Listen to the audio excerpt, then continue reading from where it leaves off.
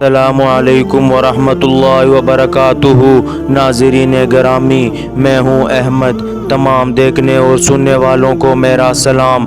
ناظرین گرامی، یہ واقعہ حضور اکرم صلی اللہ علیہ وآلہ وسلم کی عمر مبارک کے 20ویں سال کا ہے۔ عربوں کی ساری خرابیوں کے باوجود ان کے اندر ابھی تک اخلاق حسنہ کی بعض باقیات موجود تھیں۔ ظلم کے خلاف کبھی کبھار ان کی رگ حمیت جاگ اٹھتی تھی اور وہ ظالم سے مظلوم کا حق دلانے کے لیے سینہ سپر ہو جاتے تھے۔ قبیلہ بنو زبید کا ایک شخص کچھ سال مال تجارت لے کر مکہ آیا۔ اس کی بیٹی بھی اس کے ساتھ تھی۔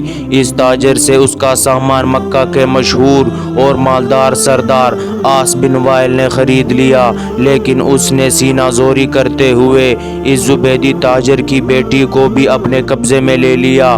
وہ اجنبی شخص خانہ کعبہ میں آیا اور خانہ کعبہ کا غلاف پکڑ کر بلند آواز سے روتے پیٹتے ہوئے فریاد کرنے لگا، اے شہر مکہ کے شرفاء، تمہارے با اثر آدمی عاص بن وائل نے مجھ سے زبردستی میری بیٹی چھین لی۔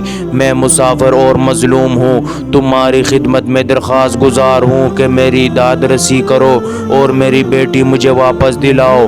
قریش کے کچھ جوانوں نے اس مظلوم کی آہ و پکار سنی تو اللہ تعالیٰ نے ان کے دلوں میں یہ بات ڈال دی کہ مردانگی کا تقاضا ہے کہ اس مسافر کی داد رسی کی جائے۔ اللہ تعالیٰ نے اپنے گھر کے اندر ایک مظلوم کی داد رسی کو شرف قبولیت بخشتے ہوئے ان لوگوں کے دل کی خیر کی جانب آمادہ کر دیے۔ یہ کتنے لوگ تھے اس پر کوئی مستند حوالہ ہماری نظر سے نہیں گزرا، البتہ گمان غالب یہ ہے کہ یہ لوگ درجن بھر کے لگ بھگ ہوں گے۔ نبی اکرم صلی اللہ علیہ وآلہ وسلم ان میں پیش تھے۔ یہ سب لوگ اس زبیدی کو اپنے ساتھ لے کر عاص بن وائل کے دروازے پر پہنچے۔ اسے باہر بلایا گیا اور سب نے یک زباں کہا کہ اس مظلوم پر تم نے کیوں ظلم ڈھایا ہے؟ اس ظالم نے کہا، میں نے کوئی ظلم نہیں کیا، وہ لڑکی کنیز ہے۔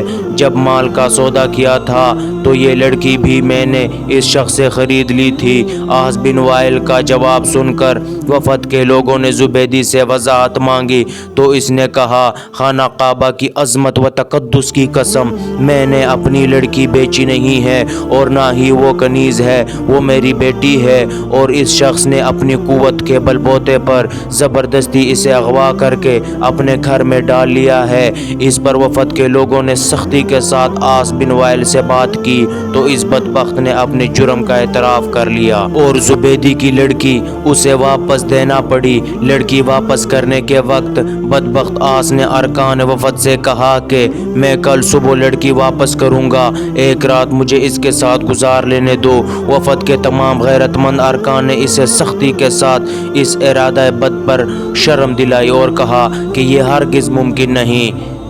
چنانچہ اسے اپنے شیطانی ارادے پر عمل کرنے کا موقع نہ ملا۔ زبیدی کی بیٹی اسے واپس دلا دی گئی۔ اب اس نے اپنی بیٹی کو ساتھ لیا اور اپنے علاقے کی طرف روانہ ہو گیا۔ جاتے ہوئے وہ اور اس کی بیٹی ان تمام نوجوانوں کو دعائیں دے رہے تھے جنہوں نے ان کی داد رسی کی۔ مظلوم کی بدعا بھی عرش تک بلا روک ٹھوک پہنچتی ہے اور اس کی دعا بھی۔ وہ قریش نوجوان خوش نصیب تھے جنہوں نے مظلوم سے دعائیں لی۔